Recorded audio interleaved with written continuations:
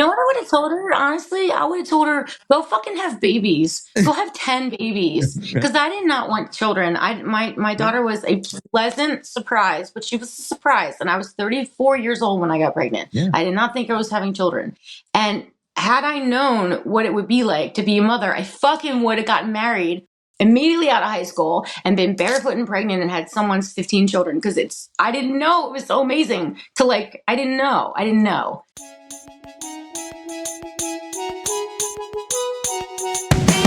Today on Love's Music, I speak with one of my favorite people on the planet. LauraLea is a top-tier performer.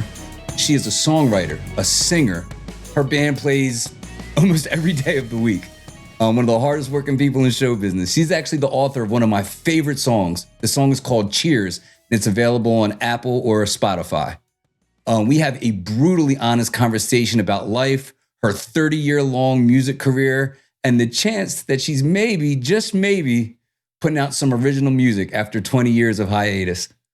Up next, LauraLea Taraskus. Laura, thank you so much for making time to hang out with me today on Love's Music.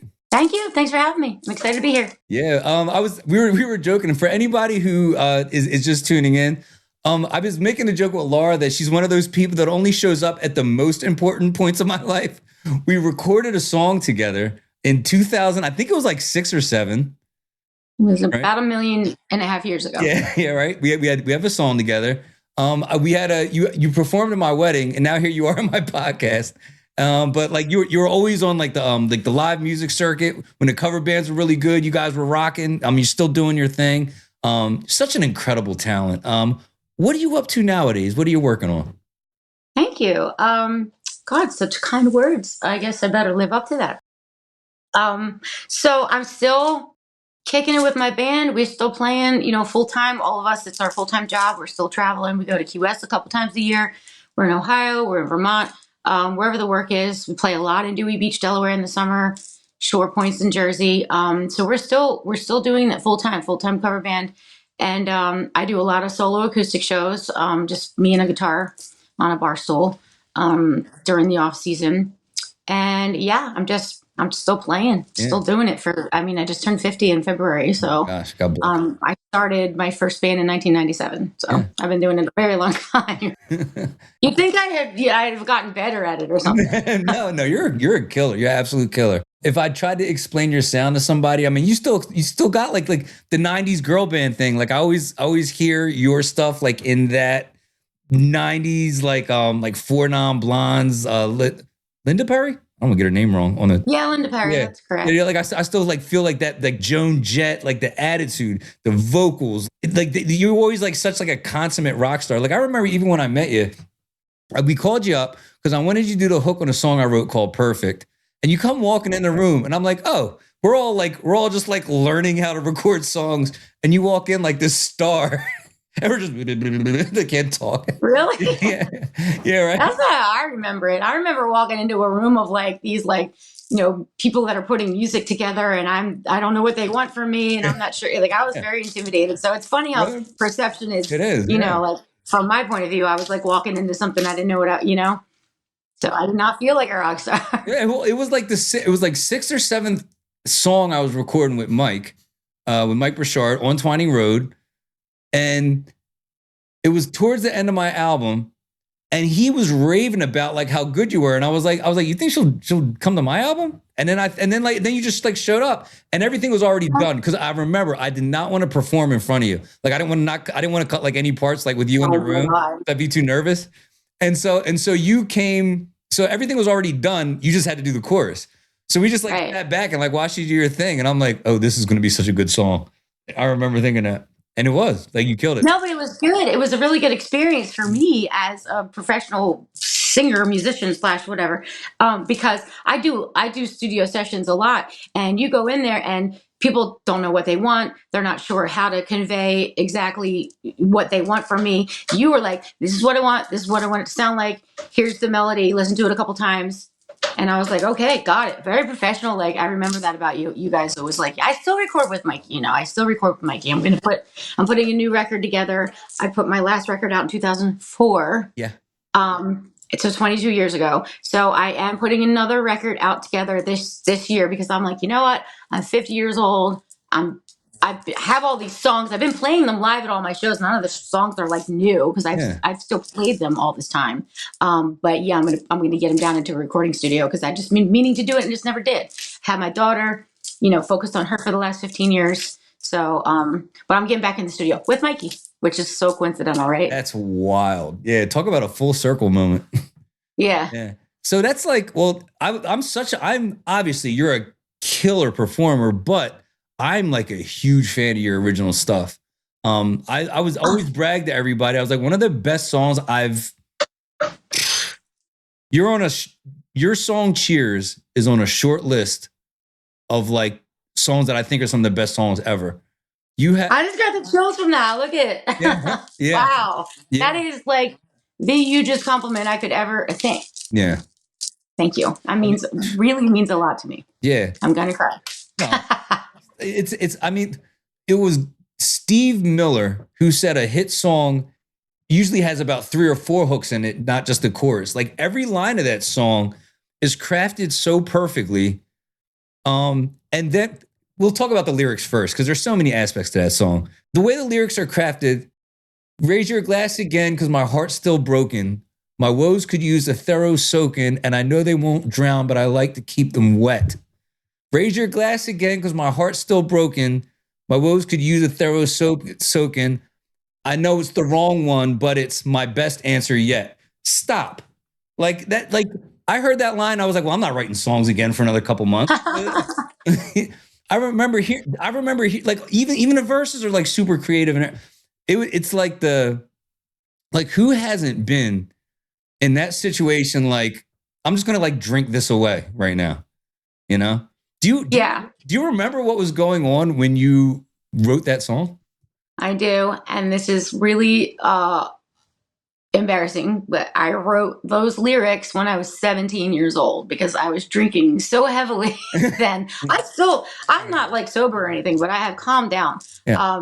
But yeah, I was 17 years old when I wrote that one line, not the whole song. I wrote the song later when I learned to play guitar late. I didn't start playing guitar till I was in my early 20s. And I filled the lyrics in, but that line, those few lines, that concept, I was 17, and it was based off. This is super obscure trivia. There used to be a comic strip called Beetle Bailey. Okay. This is going back years, and it was this military guy or whatever. He walked around with a slouch, and one of the characters in the comic strip was leaning up against the bar, falling asleep, and the guy said, you can't drown your problems in alcohol. And the character said, yeah, well, I like to keep them wet. And I was like, I based this song off that comic strip. And I saw that comic when I was 17 years old. I had it for a long time. I had that comic framed and in my bedroom for the longest time. And I don't know what happened to it. I've moved. I don't know what happened to it. But I did have it in a frame because it was, like one of the first songs that I really put together and made an actual song. It's all right. So that's the lyrics, right? And that's the origin. Let's talk about the vocal on that song. I don't know what's going on when you're singing it, but like you can like hear it in your voice. There's like this, and I'm not even going to assume you're going through anything heavy at the time when you recorded it, but whatever you did with your voice, there's this like, I don't know, tone, pain. Maybe it's just early 20s. I was drunk. I don't know. Maybe you were just, dude, I don't know what was. I was drunk in the recording studio. I drank like a half a bottle of sake that day. That makes sense. All right. Remember the band Disturb. Yeah. That manager at the time was also my manager. Okay. And he wanted to put a band around me, and he wanted to hear my originals. And so he flew me to Chicago. I said, I don't have any way of recording them. So he flew me to Chicago, and I went in the studio and I recorded all of those songs. I think we recorded 12, I think 9 or 10, maybe 11 made the record. I don't remember. But we recorded those with a 12-string acoustic guitar that was mic'd, a piano that was mic'd, and I sang everything while I played. So we didn't do the tracks separately like a normal recording situation. nothing was plugged in, everything was mic'd. And they were all like one, unless I really messed up, they were like 1 to 2 takes, maybe 3 takes if I really, really messed up. And then when I got back home, months later, we realized that, that wasn't going to go anywhere. And I decided against the band. It was a whole thing. Okay. That's another story. Boring. Mhm. But he said, these songs are good enough the way they are, the way we recorded them. Like, you can put this out as a record and it would sell. And I was like, really? And he's like, yeah. I said, well, what does that cost me? Like, what do I owe you? And he's like, you can have it. I did it. You can have it. So I got that recorded for free, and I sold over 50,000 of them. And I made them with my I had like 3 or 4 different laptops at the time. Yeah. My mom, my dad, my sisters, my boyfriend at the time. We were burning CDs and slapping stickers on them. I still have people go, your CD got caught in my car and it's still stuck in there to this day because the sticker got it caught. I didn't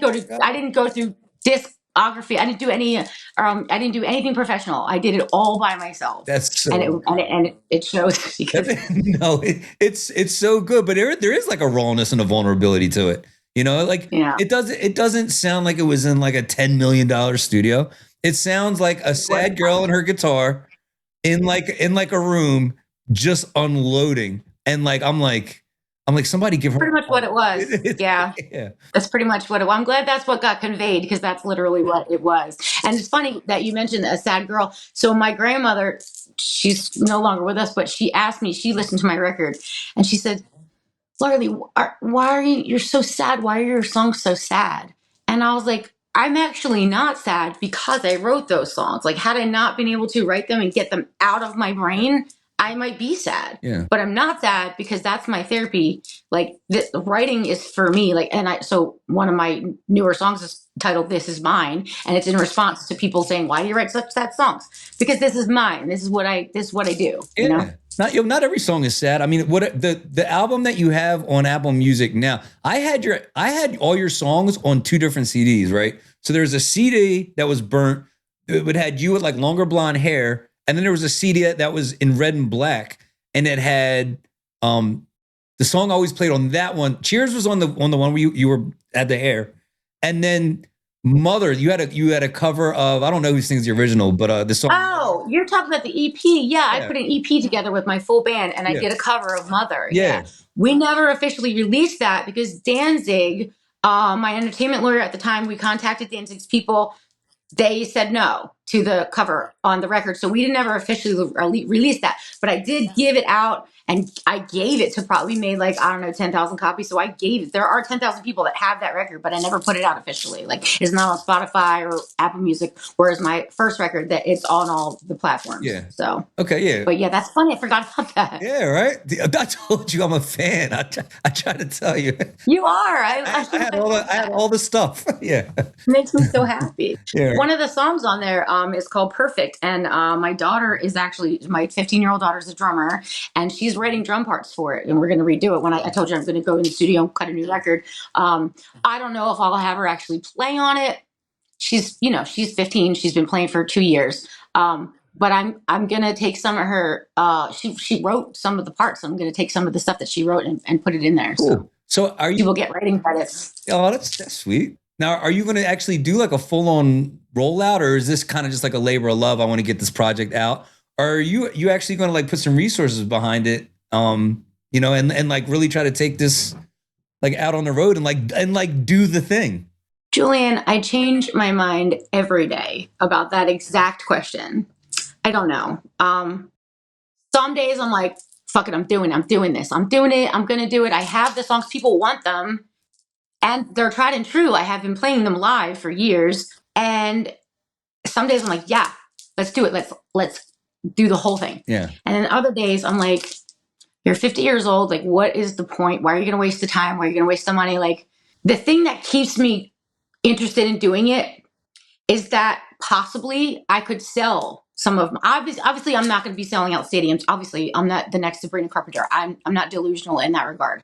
However, I do believe that some of my stuff is good enough that I could sell it to a Sabrina Carpenter like, maybe not her, not that genre, but I'm saying like someone with a bigger name who could make the song. Like, I really do think I could sell my music to someone that would take it somewhere, I recently opened for an incredible artist. Her name is Sydney Irving. Okay. And she is the whole package, man. She's talented. She plays guitar. She writes her own music. She has a great band behind her. She's backed by a record company. She's got signed. She's beautiful. That's just an aside. Sweet kid. But I opened for her band. So someone like her, I stayed in contact with her because someone like her, I would love to like give one of my good songs, like sell one of my good songs and have her take it somewhere if she would ever be interested in something like that. So I'm looking for like up and coming artists that have national deals or that have deals that are going national, looking for songs because a lot of these artists don't have songs. Selfishly, obviously, I want to see you rock out. You know what I mean? But you got to do it. You got to do it. I'll still play them. I'll still have them live at my shows. I'll still put my record out. Yeah, I don't care how many. I don't care what size room it is. I'm still coming. You know. But yeah, man. I hope whatever you want to do. I hope all your dreams come true. You know, whatever that looks. Thank you. So I'm just trying to put together some kind of retirement. I've been doing this a long time, and I'm like, you know, my daughter's, like I said, she's 15. She's going to be going to college. Like, I got to figure out like what I'm going to do with like the rest of my life. You know, in terms of like selling songs to people, I think that's a gimme. I mean, if you told me you had 20 songs in the tuck, TV tracks, just melody track, percussion, vocals, you know, and you can just take them to an artist. I mean, you'd be stupid not to back the Brinks truck up for that catalog.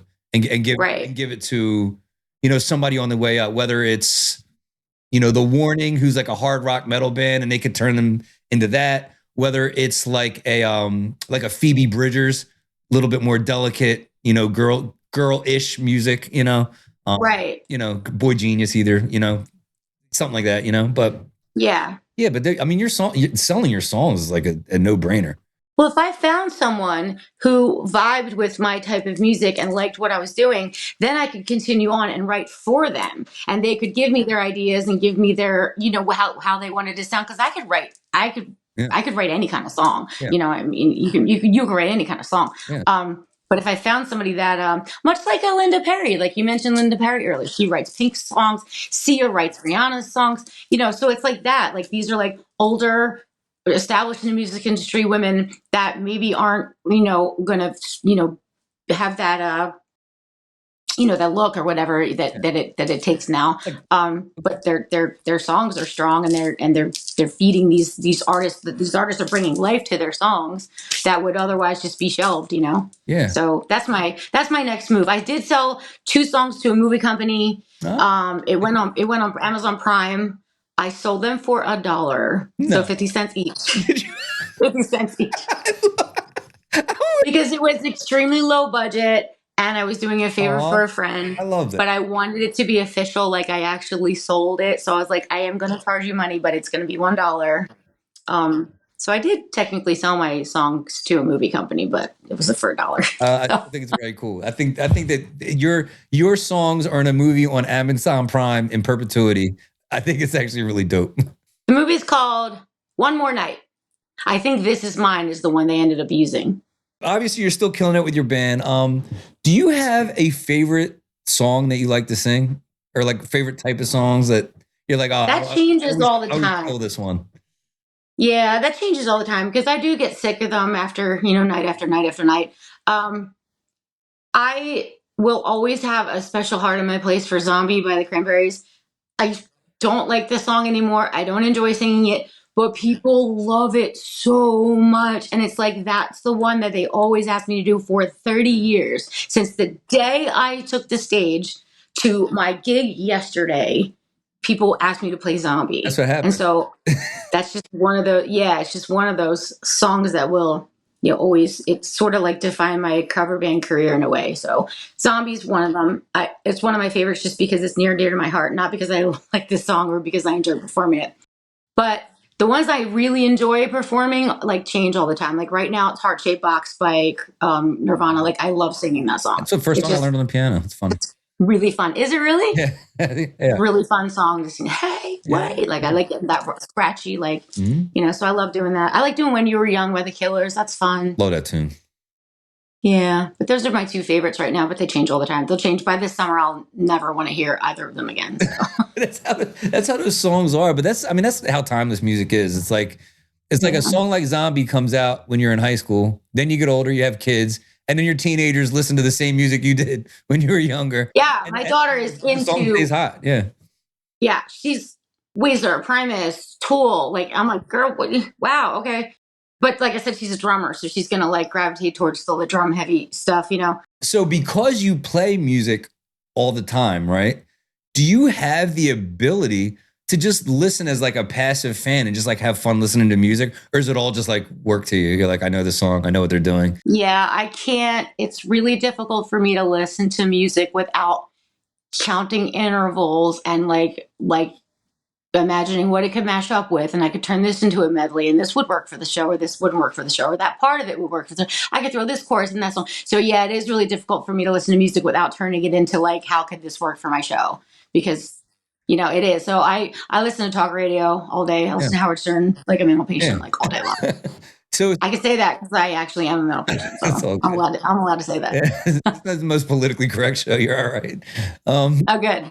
So for instance, like, so you can't like hear a song and have it like make you cry, or like you don't like hear a song and be like, oh, this is certain songs, like I will. Oh, you know what? Here's one I love performing. I love singing "This Story" by Brandi Carlile. That song, I don't care how many times I do it. That song, if that comes on, I will listen to it. That Gravity, Sarah Bareilles, I will always listen to in its entirety because it just gets me. great. The entire album, entire Grace by Jeff Buckley, that whole album, I listen to top front to back, top 20 albums, but maybe ever. Yeah. Yeah, I agree. And my daughter loves it too. She just got the vinyl version of it. I took her to New Hope and she bought some vinyls. We didn't have a record player. Yeah. So then I had to go buy her a record player. But she's been listening to Grace on the vinyl on the record player. So I'm so proud of her for that. That makes me happy. But yeah, Grace is going to be one of those top. Just certain songs, yeah, still get me. Yeah, Brandi Carlile is one of those songs that like you hear you're written, you're like, am I listening to one of the best songs ever? Either The Joke or by the way, The Joke is a good one too. Yeah, she's incredible, and she's on Howard Stern all the time. She's so down to earth, and she's like just seems like, I don't know her obviously, but seems like a good person. Like I like that about her. Yeah, and she's so good. Brandi Carlile is so good that the project she did with Elton John might be the weakest project. So like, yeah, I know. Isn't that crazy? You collab with one of like the best artists. I know. He just kind of got in the way. I'm like, I fully agree with you, and that's no slight to Elton John. Like no slight to him. Fantastic. Yeah. It just Brandi is a force to be reckoned with, and she had one of the best lines in the song. One of my favorite lines. Brandi says, "That's twice you break my heart now. The first was way back when, and to hear you aren't happy only makes it break again." I'm like, done. Yeah, done. Yeah. So good. I love her, and I had never heard of her before. Some random person. I was at the Ocean Drive in Sea City on stage doing my thing. This is years and years ago, and she said, sing a Brandi Carlile song. I said, you play and stump the chick with the guitar. I hate that game. I always lose. Because people will say like some obscure shit. And I'm like, I don't know what that is. Yeah. And then I looked it up and I was like, whoa, okay. This was years ago. And I was like, oh my God, that girl just like made my life better. Like Brandi Carlile is so good that when she performs at like Grammys and like SNL, she sounds good. They're like the hardest places to perform. Like they're live. Yeah. Acoustics are never really that good. There's probably an issue with like sound checks and stuff because I'm sure the logistics are crazy. Yeah, I can't even imagine. I know what I go through on my little wooden stage in a restaurant, so I can't imagine. Yeah, you know what I mean? Like, can't imagine the real thing. Yeah, and she still sounds good. I was like, that's how good she is. Like perfect. Yeah. Yeah. I agree.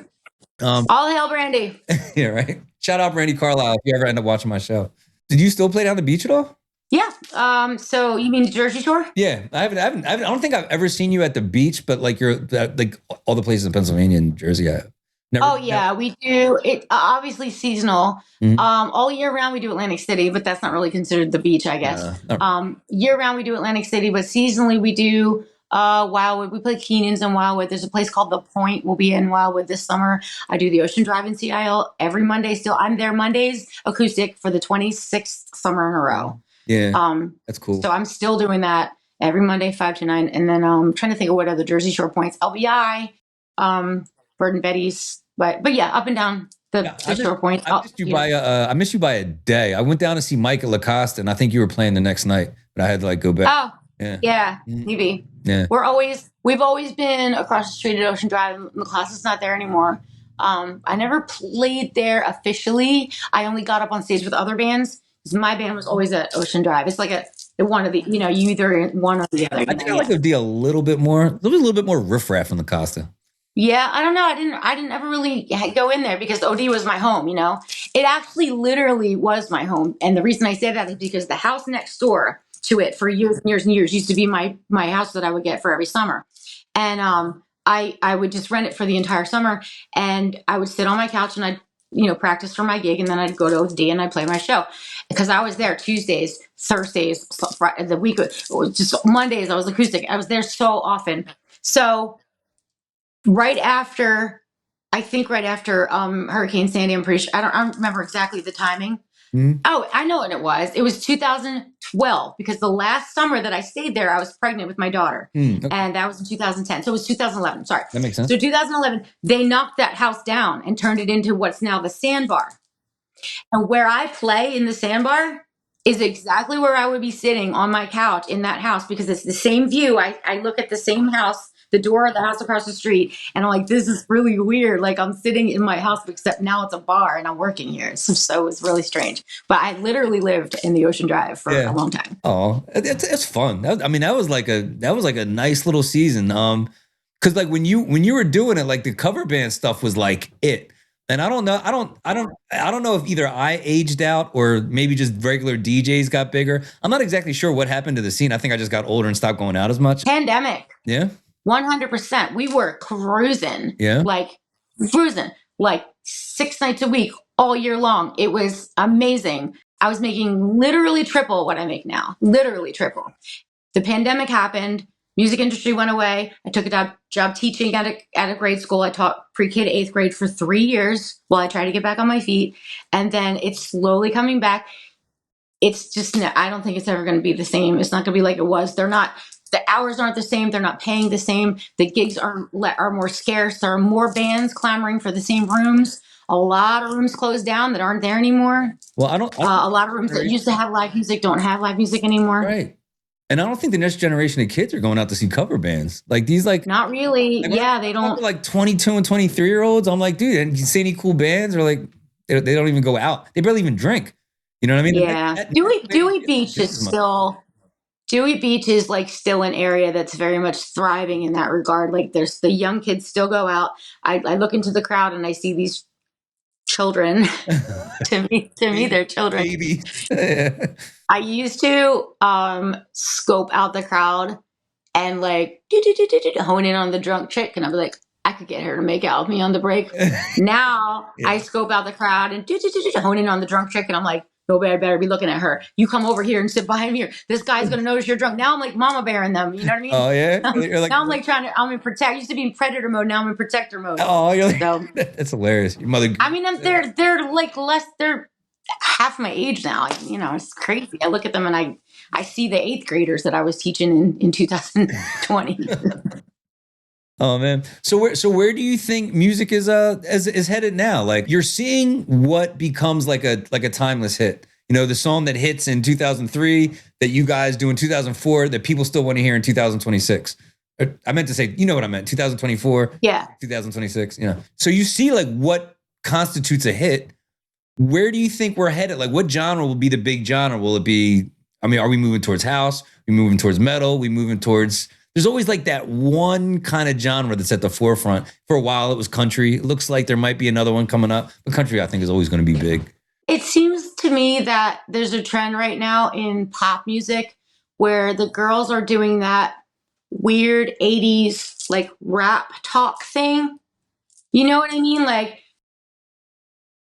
I don't know, like it sounds like hokey pokey to me, like put your hand in do-si-do. Like that's what it sounds like to me. I'm 50 years old. But I hear a lot of that, and even Taylor Swift starting to do it now where she didn't do the stuff like that before. And like your Chapel Roans, your Taylor Swift, Sabrina Carpenter, and even some upcoming artists who I don't even know their name, but I see them copying that style. So I mean, of course we went and learned Pink Pony Club and Good Luck Babe You have to. and Red Wine Supernova. Like we had to, you have to learn those stuff. But I actually enjoy singing Chaperone songs because she does a lot of vocal acrobatics that they're not easy. Like it takes some work to do some of her songs. So I do give her some respect in that regard. But yeah, I think that trend of let's go girls like that. I don't know what that genre is, but you know what I mean? It makes sense to me. I'm trying to help you verbalize it. I know what you're saying, but I can't explain it either. But I get Yeah, I just sound like an old person going, this kids today, I just don't understand it. But I do understand and I do enjoy it. And I listen to it because I have to learn it. But sometimes there's music that I have to listen to and I'm ripping my hair out. Like, God, why do I have to listen to this? But not that. I think the next wave of music is in pretty good hands. I mean, the stuff I'm listening to that's like starting to break through. For every one or two things I hear and I'm like, I just don't get it. I see the appeal, but it's not landing for me. For every like one or two of them, there's a half a dozen artists doing something like really interesting. And even the guys that have been around for a while will put out music with like no promotion. And you'll be like, I didn't even know they had an album coming out. Like Kings of Leon will just drop an album without any promotion. That's true. Without like a video. And like Gnarls Barkley dropped the album last week. Like some of that crossover country stuff is big too. Yeah. Like it's like country-esque, but not like quite country, but also it's a little edgier than like your straight up pop, That's so funny you bring that up. You know who I heard the other day that I thought was incredible? Marcus King. Do you know who he is? I don't. The Marcus King band. He sounds like it's like country, but like Chris Stapleton type of country with like a hint of blues and like the tolerable country. Yeah. Or Chris Stapleton's a goat. I think he's like him and incredible. Everybody else. Yeah. I won't do. Everyone asks for Tennessee whiskey all the time. I'm like, oh, I don't really know it. I know the fucking song. I'm not doing, whoa, I can't do that. I'll sound like an asshole. I'm not doing that. Yeah, you gotta leave so I'm not. I don't do that song because I'm like, I don't know it. Do you ever go to like live music, or do you not really have enough chance in your schedule to actually like just go to a concert? If I'm out, I'm already out. Like, so a lot of this time of year, I'm doing a lot of shows where I'm by myself acoustic on a bar stool and I'm done at like 8:00 or 7:00. And if my kids or dad's like, I'll go out and see the other bands. Cause, they're all my friends and I don't get to see them except in the summertime when we play the Bottle and Cork together. So yeah, I do still enjoy going out to see live music, but I don't like, what makes me really frustrated is going out to see bands that are playing like to heavy tracks. That makes me crazy. I'm like, I came here to hear live music. Yeah. If I wanted the recording, I would have just stayed in my car. Right. Like I'm not trying. So I get it. I understand why they do it. I'm not trying to knock them. It's a very successful method. Like it works. People like it. I get that. But I get frustrated because I want to see you play your instrument. I want to see how you pull this song off. Right. I want to see how you play this song and make it your own, or like make it. I don't want to hear the recorded version. I don't want all the bells and whistles that are in the record. So that's just me. Again, I'm a 50-year-old lady. I've been a musician my entire life. I have a very like antiquated opinion regarding that. I'm aware of that.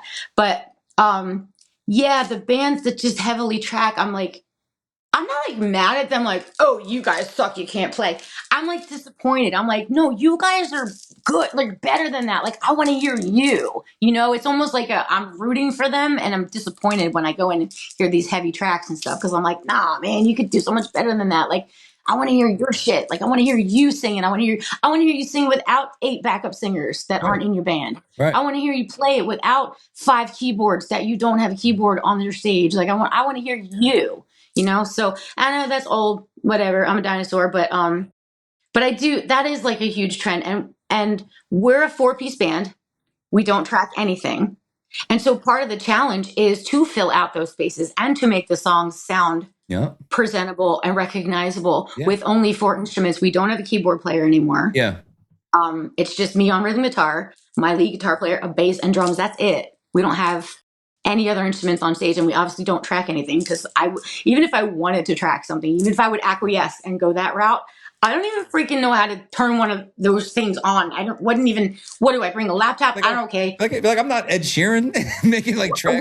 Where's the on button on the laptop? I don't freaking know. I don't know. Yeah, right. I don't know. I get lost in the whole tracking thing. I don't understand it. I don't think it's necessary. I really wish people would not rely so heavily on them. That's just my old ass dinosaur opinion. No, So I get it. I like bands that go out and just like play the tunes. I think my favorite bands do that. Like when I go see, like I said, like at Kings of Leon, Mumford just plays the tunes. Um, Tame Impala, Kevin just sings them. He has a lot of effects on stuff, but they're all just playing instruments. Cage the Elephant. I mean, they're a 6 piece. Doctor Dog 6 piece, but they're not playing with any tracks. They just sound great. And the cover bands that are awesome make the songs their own. I mean, there's a very yeah, fine I line agree. between karaoke and good cover band. Yeah, exactly. That's my point. And again, I am not trying to knock them. I'm not. I don't want to come off like I'm like, oh, we're better than them. No, I want you. Yeah, You know what I mean? right. Like I want you. So Yeah. I'm not trying to knock you. I want Oh, no, more of yeah. you and less of a press play. Yeah, I didn't read it like that at all. But it's like, yeah, I do want to hear. I want to hear like new, unique versions of the songs that I've heard for the last 35 years. Yeah. And I want to, you know what I love to hear? Like when I go see a cover band, I loved when they do a song that like out of the like where did that come from? And then you're like, what is this? And it gets to the chorus and you're like, oh, I know this song. This is great. I love that. Yeah, But you can't get that when they're tracking heavily because of the first note. You're like, bing, oh, I know exactly what this is because it's the recorded version. I love that too. Like you'll hear like a familiar chord in the bridge, and you're like, this sounds like they might be going. Are they gonna? Yeah. Did they? Wait. Yeah. They did Yeah, it. exactly. That's so Yeah. fun. I love that Yeah. about watching Yeah. a cover band. Yeah. So few cover bands do that anymore because they're playing the actual song behind. They're playing their instruments and they're singing live, but they're singing on top of the real record, which is like I just don't understand it because these days. Well, yeah, I'm not going to make excuses for him, but yeah, I hear what you're saying.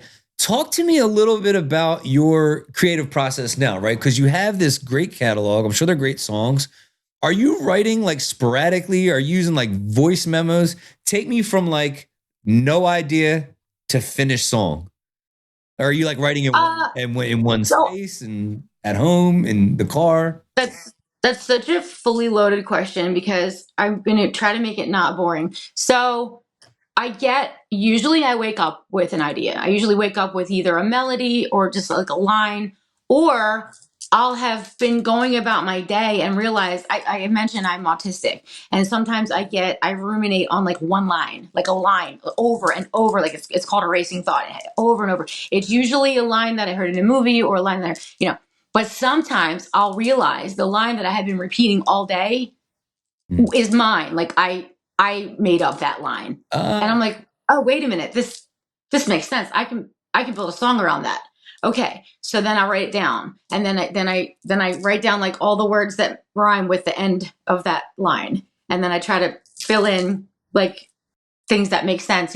So but I'll get like the general, like the concept for a song or like something to build around it, either from sleeping or one of those racing thoughts. Like, and then I do use my voice recorder all the time. Like I'll just be in my car or something and I'll be humming something and I'll go, I don't think that's a song. I think I made that up. There have been times where I thought I wrote a song I've done that. and then I realized halfway through, I'm like, oh shit, I totally stole that melody. I didn't write that. I've done that before.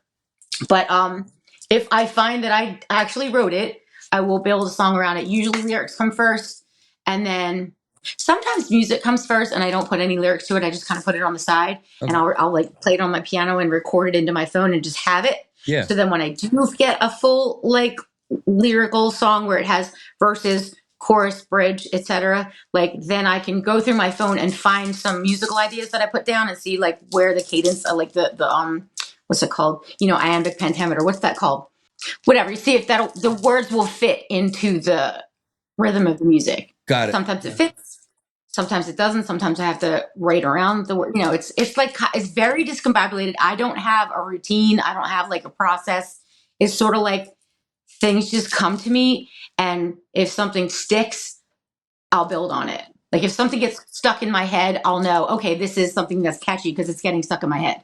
If I write a song, sometimes I'll spend an entire day writing a song. I'll get fixated and I will spend 11 hours writing a song. Okay. And then tomorrow I go to play it and I cannot remember the melody. I can't remember. And I'm like, well, throw it away. Don't ever even revisit it. Don't even record. Don't even play it again, even though you've recorded it. If you can't remember it after having writing it for 11 hours, it's not a song. No one else is going to remember it either. So I throw it away. I get rid of it completely. I just delete it out of my phone without even listening to it again. If it sticks in my brain, and also once I finish it, I usually cry.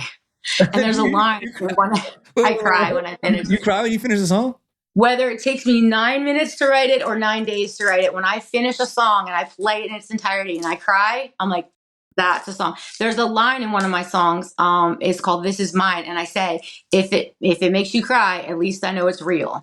So I'm like that. If I cry after I write it, then I know that one's going to go in my show or on my record. I actually cried after I finished my third album. That's so funny you said that. I never told anybody that ever. I was leaving Mike's with like the first master, and I had to pull over because I couldn't believe how good it was. Like it was like I tried.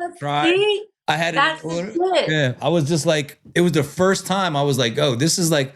I took some jump shots. I tried some things I didn't try before. I was like, things just went really well, and I was like, I'm just gonna listen from the beginning. And it was like the intro, first song, second song, and I had to pull over. And I just like, it was just waterworks. And I'm like, I can't believe I made this album. I was like, I couldn't believe it. Like it was. I completely relate to that. That makes total sense to me because it's like a piece of you. It's like a child. It's like you made this child, and then you watch it take its first steps, and you're just overwhelmed with like it's not sadness, it's not joy, it's not even pride. I can't even put a name on the emotion. It's just like an emotional release, and tears come. It's like finishing a marathon, kind of, right? Like it's like a thing, and there's a completion, and you're sad because like, all right, this experience of building this thing is now over, and now I have to put it out in the world, and so it has a life of its own now. You know? Yeah, and it's like that's the thing too. Yeah. You write something, and you put your entire heart and soul in it, and you bare your bones, and you just there's blood and flesh all over the fucking floor when you're done, and then you put it out, and then someone goes, "I love that song, the one it's about the ice cream store," and I'm like, what the fuck? That's what you got out of it? Ice cream? I said ice cream one time. It has nothing to fucking do with ice cream. Yeah. What? Yeah. But you can't. That's not any of my business. Personal. Yeah, that's crazy. That's not my business. Yeah. Once I put that shit out, it belongs to whoever listens to it. Yeah. So the art is no longer yours once it gets out in the world. Yeah. Yeah. I literally said that actually happened to me. There's a line in one of my songs called "You're Still Alive" or "You're So Alive." I don't remember what the fucking song's called, but it's on my first record. Yeah. And in the line, I say, "You measure time with the faint sound of ice cream truck bells." And it was just one line in the entire song about being so fucking depressed that your bedroom's becoming a tomb, and your goldfish is dead, and the plants are unfed, and it's just fucking dismal, right? And I said, you measure time with the faint sound of ice cream truck bells. Like I was trying to paint a picture. Like it's summer, everybody's outside. You're fucking inside in the dark. Yeah. And somebody was like, "Oh, I love that one song about the ice cream." And I'm like, what are you talking about? A song about ice cream? I don't think you're talking to the right artist. I never wrote a song about ice cream. No, yeah. It's you say ice cream in it. And I was like, and it took me forever to realize what the fuck this random person was talking about. And I was like, ice cream. Oh. And then I was like, yeah, that's what they took from that song. Well, the problem is like they compare you to people with like that industry established artists that have like $1 million budgets. Like my friends will come up to me and like I'll do a show, sold a couple of CDs, and like I've literally got this critique once, dude, the album's good. Like for like the next album, you should do one, but with only like the best beats and like the best raps you can do. And I'm like, oh, is that the idea? Is that what I should do? It didn't occur to me to only do good stuff. Like, thank you. Thank you for your insightful opinion. I'm gonna take that one and get back in the studio. Thank you for that. People don't know. Yeah, it's like when I'm playing a live show and I'm like in the middle of the set and like during a song, someone will go, "Play something good," and I was like, And I'm like, oh, I'm sorry. I was really going to just conduct my entire show playing shitty stuff. Yes. That's a great idea, though. That'll probably make me some more money. Here, I do. Yeah. Do you have any more gems for me? I could, Play something. I was on the stage at Sloppy Joe's in Key West. It was just recently, like in February, and I was taking requests via Venmo, and people were Venmoing me their requests. Anything I didn't know, I would send the Venmo back, and it became like a fun game. They were just throwing. Yeah, that's cool. We ended up with like $1,500 in our Venmo that night. It was fucking crazy. Banger. Because I was sending them back, so they weren't afraid to say. So I was going on and I was playing everything, and some guy asked for like I think it was Angie by the Rolling Stones. I started playing it. I got there. Some girl sitting in front goes, play something fun. And I was like, girl, do you not understand the concept of what a request means? Like, I'm playing something because the guy just paid me $50 to play this song. Right. Like, within visual earshot of you and probably the guy. Play something fun. I was like, no, I'm only going to play sad, boring things. So people are silly, but what can you expect? They're just, they don't care. They're out there. That is not for me to like. I can call myself a musician all I want till I'm red in the face. My job is selling booze. That's what I'm there for. Yeah. The reason the clubs hire me is because people are going to come to their establishment and they're going to drink and have fun. So I can get all hoity-toity and be like, I'm playing a request for someone by the Rolling. No, she's right. Play something fucking fun. We're not here to get sad. You know what I mean? She was right at the end of the day. But yeah, it's just, it's hard to not get caught up in it. Because it feels personal. It's not meant to be, No, of course not. Like she probably had a shitty day or couldn't wait to get out to the bar, drink with her friends, and there's some fucking lady on stage playing fucking Andrew. Yeah. The funny thing is, she probably has a request and just doesn't know the name of the song. So yeah, that's true too. That's my favorite too. I'm singing zombie, and someone will start going zombie, and I'm like, literally the next word out of my mouth is zombie. So here's a question: if you had 10 minutes with your 19-year-old self, what would you tell that young lady with all the knowledge you have today? That's going to make me cry. Aw. God, you stumped me on that because I would tell her so fucking much, but mainly I would just grab her by the shoulders and just be like, you're going to be okay. Like you're going to be okay. And that sounds trite, but myself at 19, if somebody would have just sat me down at that time and just said, listen, these things are supposed to happen. These things are going to shape your life. These things that you're going through right now are meant for you so that you can become the mother that you will be one day. And you're going to be okay. Like this is going to be okay. That's what I would tell my 19-year-old self, because at 19, I did not know things were going to be okay. I thought the world was ending. And I just, it's crazy, like to think back at that time, how much you think you know and how little you really do know, You have no perspective when it comes to like your pain and then your time horizon. If you feel terrible, you'll just like, I'm going to feel like this forever. Every crisis. Youth is wasted on the young. Yeah. Youth is wasted on the young, but and that's like a weird age for me too. Like 19, 20, I was off the wall. You know what I would have told her? Honestly, I would have told her, go fucking have babies. Go have 10 babies. Because I did not want children. My daughter was a pleasant surprise, but she was a surprise. And I was 34 years old when I got pregnant. Yeah. I did not think I was having children. And had I known what it would be like to be a mother, I fucking would have gotten married immediately out of high school and been barefoot and pregnant and had someone's 15 children. Because I didn't know. It was so amazing to I didn't know. So I wish I would have had more children. I wish I would have had them younger. I definitely do. And it changed everything. Back before, right before I had my daughter, I was being looked at by Warner Brothers Records. I was being looked at by Hollywood Studios.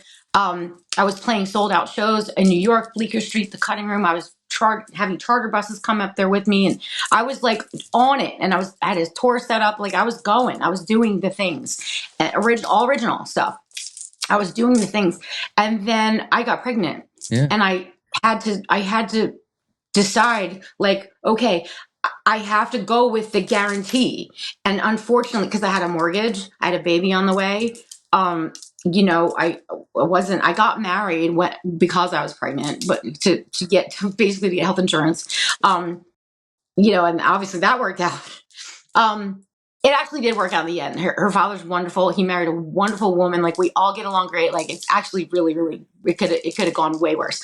But I had to decide at that moment with the baby coming I could only take jobs that were guaranteeing a paycheck, and original acts didn't guarantee that. Like I could be opening for someone 6 hours away and make $9, or I could, you never, you know what I mean, or make nothing, or make like a pretty nice take, but like it was not. There was no stability in it. There was so much unknown. And the record deals that I was being offered, I was offered a couple of record deals. They were fucking terrible deals. They were terrible deals. And I was like, I'm not doing this. If I was like 21 or something and like lived at home, it would be different. But I have a mortgage. I can't take these. I can't just, anyway, that's neither here nor there. When I got pregnant, and especially after I had my daughter, you would think that like, oh, she made this great sacrifice. She gave it all up to be a mom. That is not the case. I sacrificed nothing because literally when I knew I was going to have a baby, I didn't want any of that anymore. All I wanted was to be a mom. I didn't even want that. Just became I did not give up on my dream. Yeah. I realized it wasn't my dream. Yeah. You know what I mean? Yeah. And I didn't give it all away. I didn't give it up for her. I didn't like, I wanted her more than I wanted any of that. And I didn't know it. I didn't realize it. It was just this great gift bestowed upon me that from the universe that I had no idea I wanted. And here we are. And like, I would not change a fucking thing. I just would have had her younger. I would have had her younger so I had more time with her on this earth because I didn't have her till I was 35. I love that. What's your favorite thing about your daughter?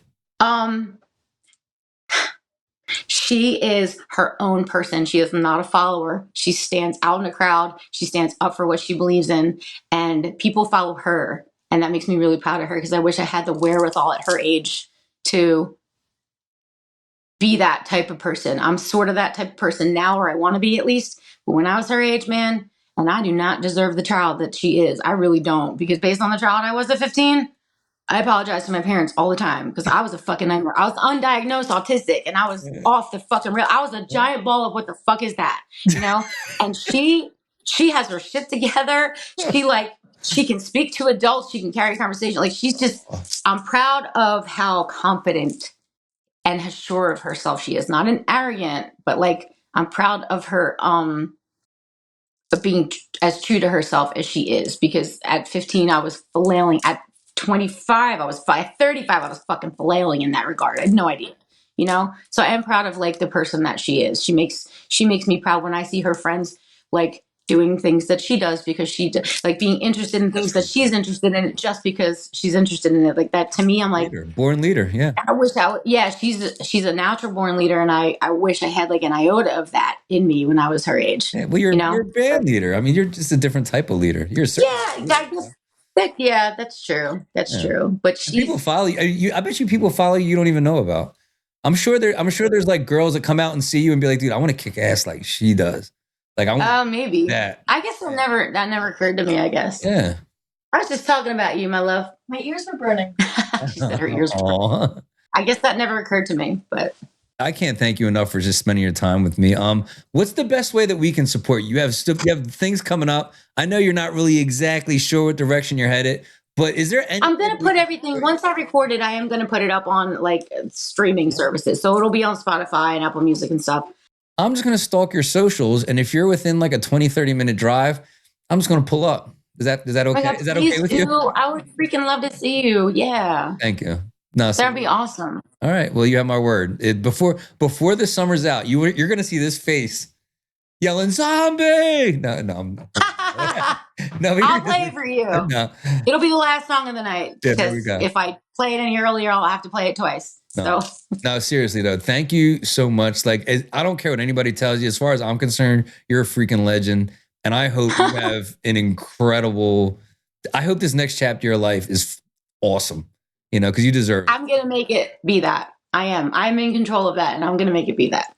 Well, thank you so much. And the rest of you, thank you so much for watching Love's Music and joining LauraLea and I. Make sure you check out her stuff. Check out Cheers, the song Cheers on Apple Music, and keep an eye out for performances. Take care of yourselves. And if you dug what you saw here today, please tell somebody who loves music.